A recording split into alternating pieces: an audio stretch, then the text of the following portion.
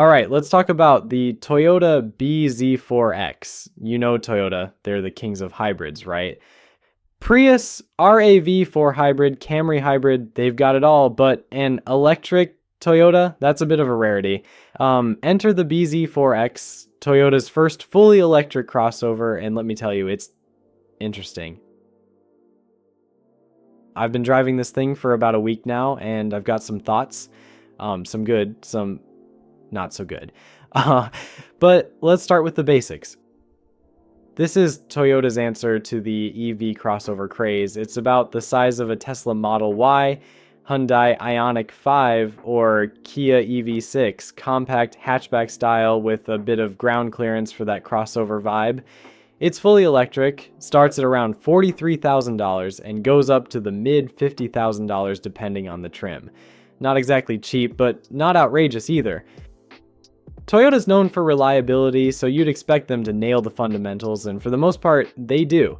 The interior is solid, the build quality feels premium, and it's packed with features, but there's one huge problem that's hard to ignore. Let's cut to the chase. The BZ4X's range is underwhelming.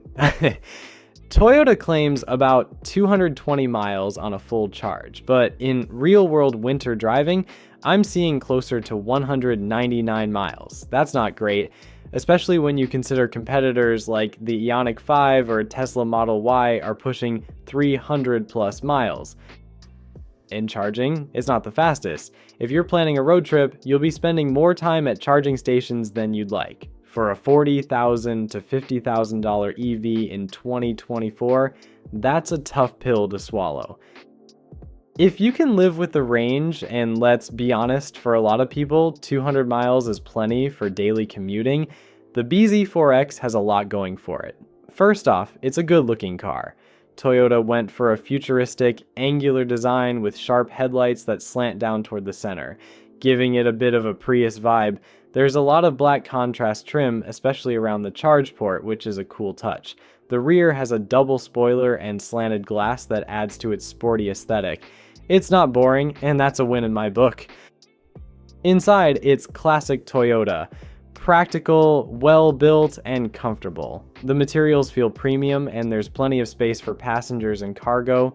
The seats fold flat, and there's even a sub-trunk for extra storage. The JBL sound system bumps, and the heated rear seats are a nice touch. The infotainment system supports wireless Android Auto and Apple CarPlay, and the driver's display is positioned right in your line of sight, just like in the Prius. It's user-friendly, though I wish Toyota would ditch the piano black trim. It's a fingerprint magnet.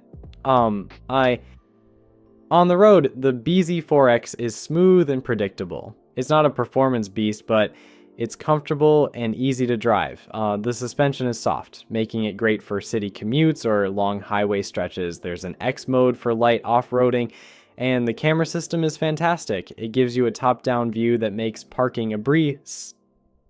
Here's the thing. The BZ4X feels like Toyota's toe dip into the EV pool rather than a full-on cannonball.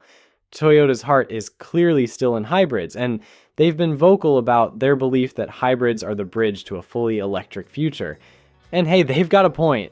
Hybrids are more affordable, don't rely on charging infrastructure, and still offer great fuel efficiency.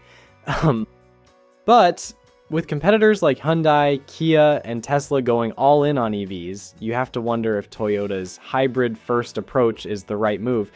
The BZ4X is a decent car, but it doesn't feel like Toyota's best effort. It's almost like they made it because they had to, not because they wanted to. So, would I recommend the BZ4X? It depends. If you're a Toyota loyalist who wants an EV and can live with the limited range, it's a solid choice. But if range and charging speed are priorities, there are better options out there. For me, the BZ4X is a reminder that Toyota is still figuring out its place in the EV world. They're great at making hybrids, and maybe that's where they should focus for now. But if they want to compete in the EV space, they'll need to step up their game here. Before I go, they make this awesome tire inflator that doubles as a massive USB battery bank. It's a 15,000 milliamp hour powerhouse with a built-in compressor that can inflate up to 7 tires. Plus, it's got USB-C and USB-A ports for fast charging your devices. The ultra bright light on the back is perfect for emergencies or camping. I keep this thing in my car at all times. It's a lifesaver.